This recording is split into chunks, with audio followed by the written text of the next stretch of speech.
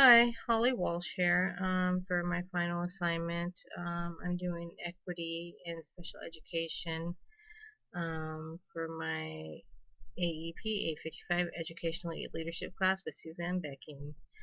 Um, the first article would be the current challenges in special education. We owe the civil rights movement for helping the group when they had concerns and issues about special education. It was about racial inequity, which was the main reason behind the litigation. In 1975, it was when the IDEA Act passed legislation, which really helped the special education sector. It was very, it is still very distressing that today, even though the bills were passed way back then, that inequalities with special education services, that there are still signs of inequity in our country's education system.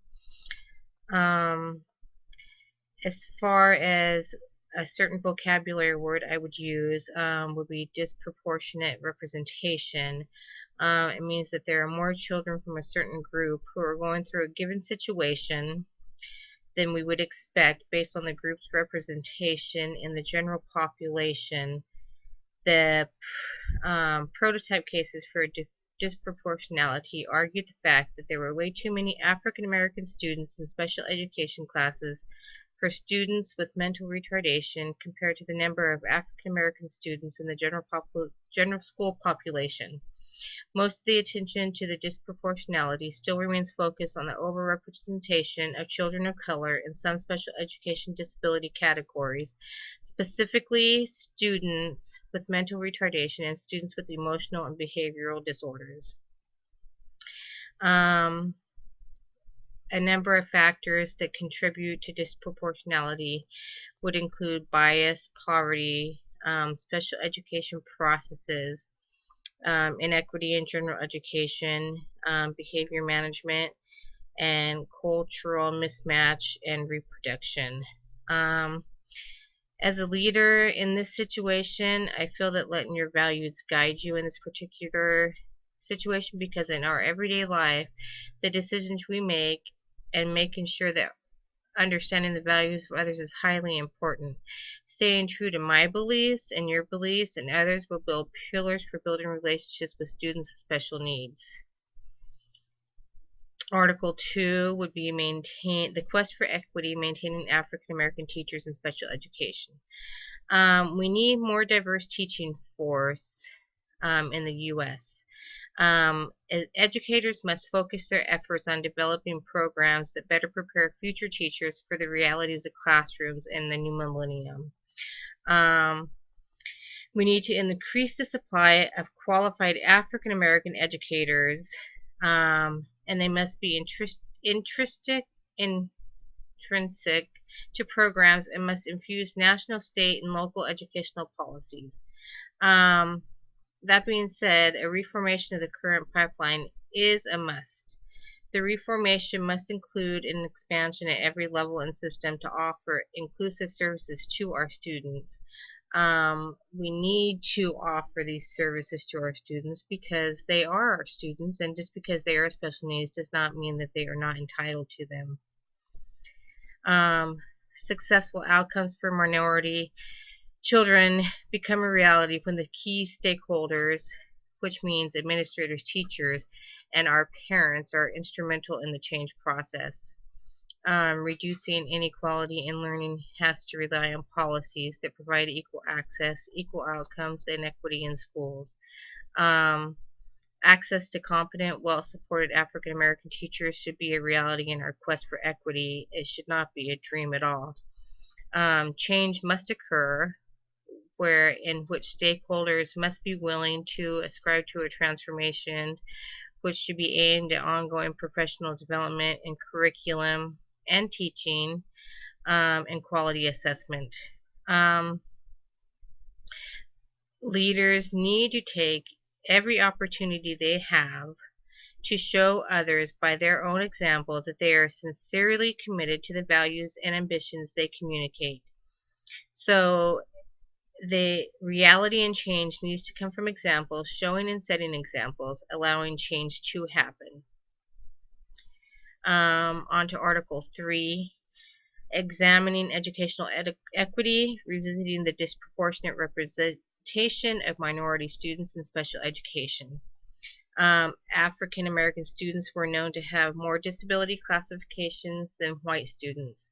The size was fairly small, which indicated small differences in usual number of classifications between both groups. Minority students and English language learners were disproportionately enrolled in special education and placed in a more isolated location. As a leader and educator, we cannot help what happened to these students, but we can teach lessons about appropriate forms of behavior. Keeping students segregated due to their classification or being African American is not an appropriate behavior on the school's part.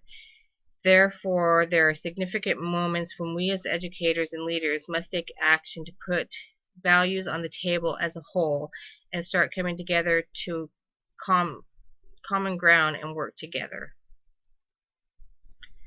Article 4 would be equity and advocacy, expectations of culturally diverse families, participation in special education. The mandate in special education for parent involvement in the Individuals with Disabilities Education Act of 1990 and the reauthorization in 1997 makes it a requirement of the educators to engage parents of students with disabilities in the decision-making process in their child's education. The policy suggests that educators include parents' understandings of their child when making decisions on the most suitable education and notify parents of their rights and any modifications in their child's placements. The IDEA Act authenticates an up-and-coming part for their parents as teammates, where families are expected to be in alignment and full partners with the school system and educators. It is that with nested values that add to a couple of expectations for the parents in the process of decision making, the expectations of advocacy and equity. The equity expectations takes for granted that the parents will be regarded as cohorts with the educators to make sure their child is receiving the proper education in regards to their disability. Along with the advocacy expectations take for granted that parents will automatically want to engage in the process for decision making, state what they want for the child, and go to the leaders of the school if the requests of their child are not addressed after multiple attempts. As a leader in this article, I would consider the foster collaboration. Creating a sense of trust and building relationships with the parents is vital for any teacher. By showing that you can and will share the resources from class and other vital information, you and I as a leader are teaching others to do the same. Making sure that I and you let parents feel a sense of being able to help making decisions, we are helping them feel involved in the process of the decision making. My last article is Evolving Interpretations of Educational Equity in Students with Disabilities. In the midst of all the educational conflicts, it is to be believed that between IDEA and Title I, that the students with special needs might be being treated unfairly and being held to general standards. So then the mission for equity in education for children with disabilities parallel to some degree wider K through 12 policies. This meant equal access to a free public education for all children with disabilities, which was a huge goal for the 20th century with the Education of All Handicapped Children Act of 1975 bill being passed. It is now and in the future for the best interest for all children with special needs in the nation's public schools for our leaders to work together and come to terms with the differences in beliefs and knowledge of equity that lie beneath the current policies and employing deliberations of their relative merits. This will be a necessity to make parallel K through 12 in special education in practice and policy. As a leader, I would structure projects to promote joint effort. Getting our nation's leaders to work together and come together and put aside their differences for the best interest of special education programs would be the first step. Commitment and accountability are the last two that I feel are important steps as leader as well. If you do not have commitment or accountability towards what you are doing, then you may as well step aside. Putting our children first is vital in our education system, and staying committed to them and allowing them education is important. I have always enjoyed working with any student, special education, as they are students, not just any, special student. They are equal as well, and I do not consider them any other. Um, in my children's schools, they have integrated them into the normal classrooms, so they feel they are part of the other students. So I do not feel as if they are any different, and I treat them as they are the same. This holds a very near and dear place in my heart. This is why I chose to do this topic. The articles I chose, I went to the FHSU library to get my journal articles, Achieving Equity in Special Education, History, Status, and Current Challenges, The Quest for Equity, Maintaining African American Teachers in Special Education, Examining Educational Equity, Revisiting the Disproportionate Representation of Minority Students in Special Education, Evolving Interpretations of Educational Equity in Students with Disabilities. And my references as follows. I hope you thoroughly enjoyed my presentation, and thank you for a great course.